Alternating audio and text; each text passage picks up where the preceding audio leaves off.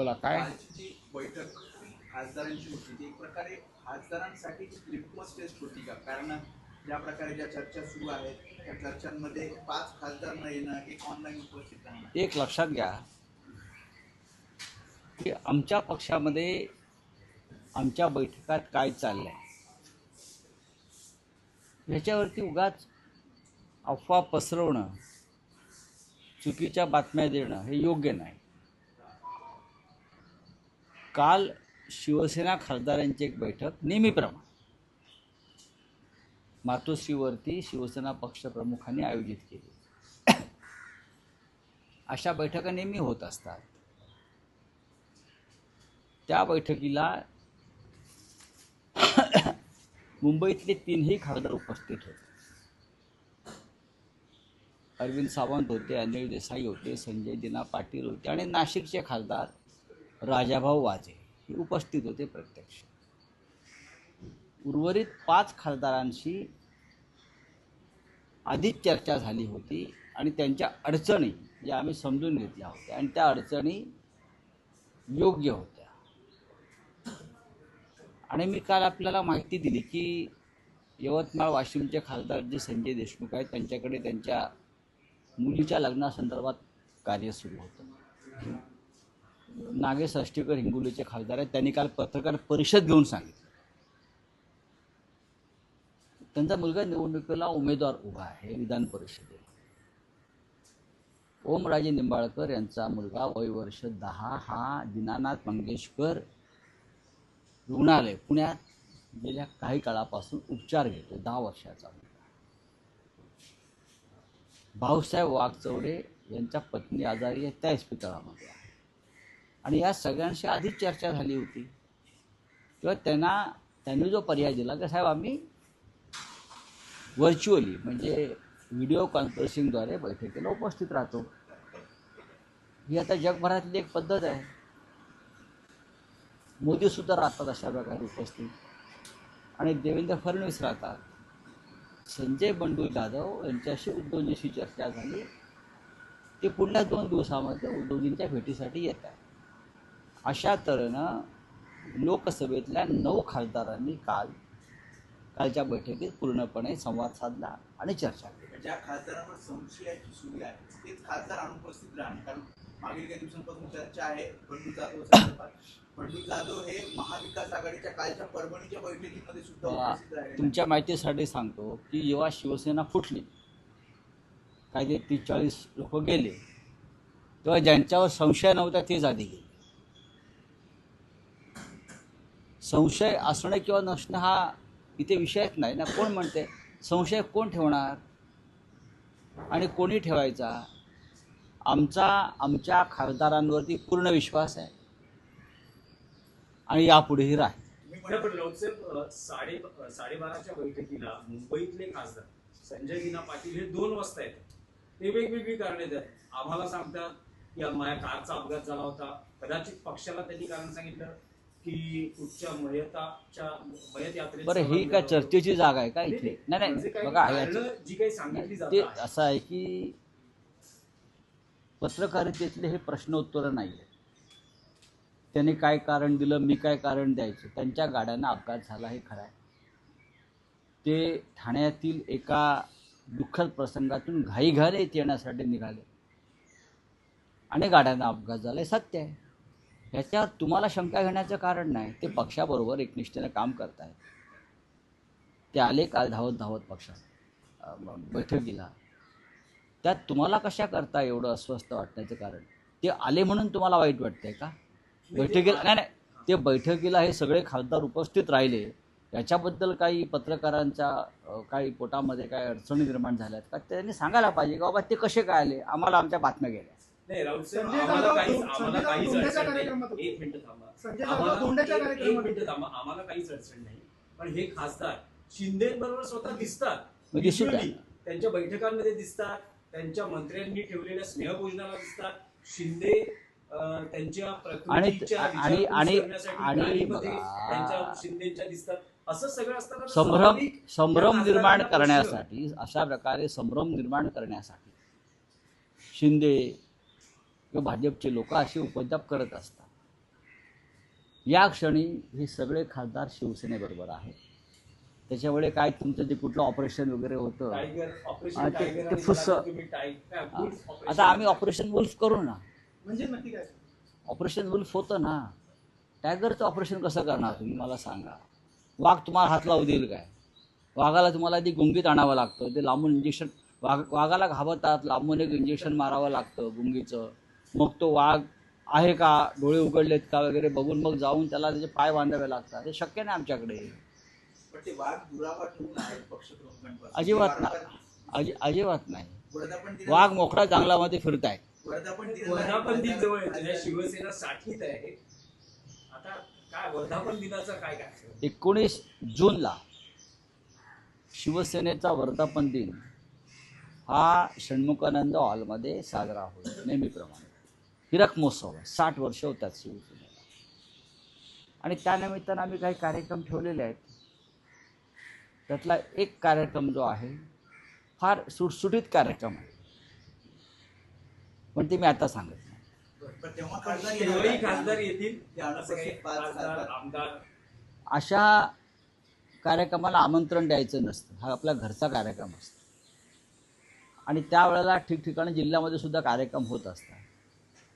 पण मुंबईतला मुख्य कार्यक्रम जो असतो हा षण्मुखानंद हॉलला आहे. उद्धव ठाकरे साहेबांचे भाषण तर आहेत, त्याशिवाय इतर काही कार्यक्रम आम्ही आयोजित केलेले आहेत. पण मंचावर आमदार खासदार असतात तर त्यांची उपस्थिती राहील का? पण आता जे येतील त्यांना खुर्च्या ठेवल्या जातील. मंचावरती शिवसेनेचे नेते असतात. राहुल साहेब, आणखी एक विषय आहे जो राष्ट्रीय राजकारणातला आहे की ममता बॅनर्जींचा जो पक्ष त्याचे 20 खासदार फुटले आणि 22 त्रिपुरातल्या एका स्थानिक नॅशनल सिटीजन पार्टी यात विलीन झालेल्या आहेत. कधी आपण या पार्टीचं नाव ऐकलं का? National Citizen of India party NCIP ही त्रिपुराची पार्टी. या पार्टीला संपूर्ण त्रिपुरामध्ये 862 मतं मिळाली. आणि पश्चिम बंगालमध्ये हे काही जागा लढले, तिथे यांची डिपॉझिटं गेली, 1000 मतंही पडली नाही. हे अमित शहा कुठून कुठून या पार्ट्या निर्माण करतात आणि पटलावर आणतात. आणि एखाद्या गुलामांना हातापायात बेड्या बांधून बरं का कोठडीत ढकलावं तसं त्या पार्टीत ढकलतात. 22 का 20 जे खासदार आहेत ते भाजपात जायला निघाले होते. त्यांना NCIP नावाच्या कुठल्या तरी एका पार्टीत अमित शहानी ढकलून दिलेलं आहे, विरुद्ध ढकलल्यासारखं. याच्यामुळे एक झालं, पार्टी मर्ज झाल्यामुळे तृणमूल काँग्रेसवरचा त्यांचा दावा आणि चिन्हावरचा दावा हा संपलेला आहे, जे महाराष्ट्रामध्ये व्हायला पाहिजे होतं. पण न्यायालयात इथे एक न्याय वेगळा लागला आहे आणि पश्चिम बंगालमध्ये वेगळी घटना घडलेली आहे. मर्जिंग करणं किंवा विलीन होणं हाच एकमेव पक्षांतराला पर्याय आहे. महाराष्ट्रामधलं जो काही स्वतःला शिवसेना म्हणून घेणारा गट आहे तो बेकायदेशीर असं आम्ही त्यासाठीच म्हणतो. तो पूर्णपणे बेकायदेशीर. तृणमूलमध्ये 60पेक्षा जास्त खासदार फुटलेले आहेत. इकडे शिवसेनेचे एवढे फुटले नव्हते आमदार, आणि 20पेक्षा जास्त खासदार फुटलेले आहेत. तरी त्यांना एका पक्षामध्ये विलीन व्हावं लागलं आपल्या खासदारका वाचवण्यासाठी. आणि महाराष्ट्रामध्ये तुलनेत कमी आकडा असताना सुद्धा आजही ते शिवसेना म्हणून मिरवत आहेत. हे दुर्दैव आहे. याचं कारण असं आहे, महाराष्ट्राच्या नेत्यांचा दिल्लीमध्ये पैशांचा ओघ जास्त गेला. पश्चिम बंगाल तुलनेत गरीब राजकारणी असल्यामुळे, तिथे कोणी एकनाथ शिंदे नसल्यामुळे, तिथे समृद्धी महामार्ग निर्माण झाला नसल्यामुळे किंवा अन्य त्यांच्याकडे ULC खातं नसल्यामुळे ते त्या पद्धतीनं दिल्लीत आणि न्यायव्यवस्थेमध्ये किंवा निवडणूक आयोगामध्ये पैशाचा ओघ वाहू शकले नाही. त्याच्यामुळे त्या गरीब बिचारांना, आमदार खासदारांना कुठल्या तरी NCIP पक्षात ढकलून भाजपवाले मोकळे झाले. जर त्यांच्याकडे तेवढे पैसे असते आणि पैशाचा वापर झाला असता तर तृणमूल पक्ष आणि चिन्हही त्यांना मिळाला असता. पण हा जो निर्णय घेतला आहे मर्जरचा, याचा आमदारकी शिवसेनेला भविष्यात कायदेशीर लढाई कायदेशीर लढाई ही पहिल्या दिवशीच आमची सुरू झाली आणि तेव्हाच आम्हाला विजय मिळाला पाहिजे होता. तेव्हाच तृणमूल फुटेपर्यंत वाट बघायची गरज नव्हती. तृणमूलच्या इतक्या आमदारांनी आणि खासदारांनी त्यांची खासदारकी वाचवण्यासाठी एका अशा पक्षात प्रवेश केला ज्या पक्षाचं अस्तित्वच नाही. पण या इथे मात्र तुम्हाला मूळ शिवसेना आणि मूळ चिन्ह दिलं, मूळ राष्ट्रवादी काँग्रेस आणि त्यांचं चिन्ह दिलं.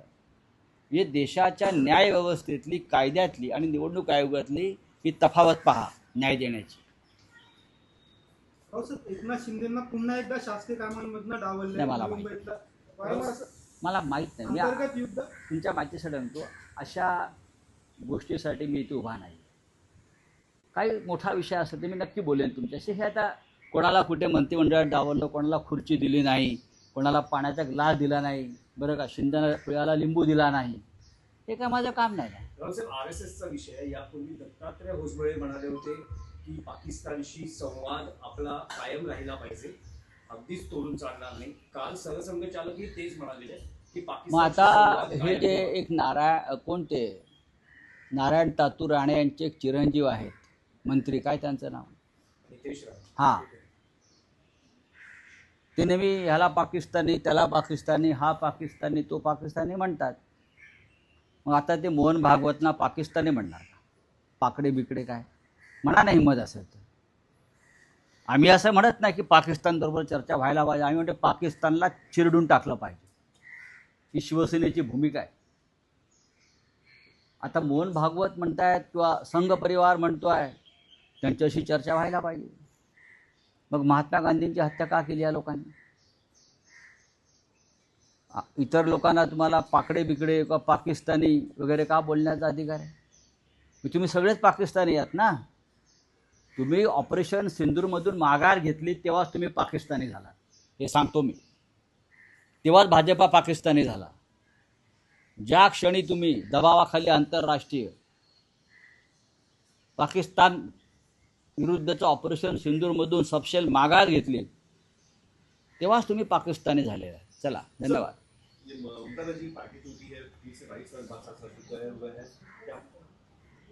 तो ममता जी की पार्टी टूटी है, उसको अब 1 महीना हो गया, अब भूल जाओ.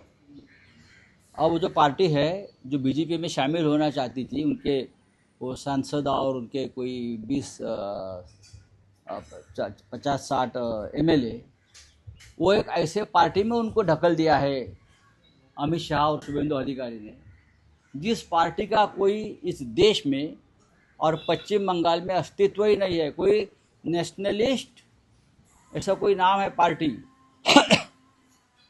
नेशनलिस्ट इंडिया पार्टी, कौन सा, मैंने तो कभी नाम सुना नहीं.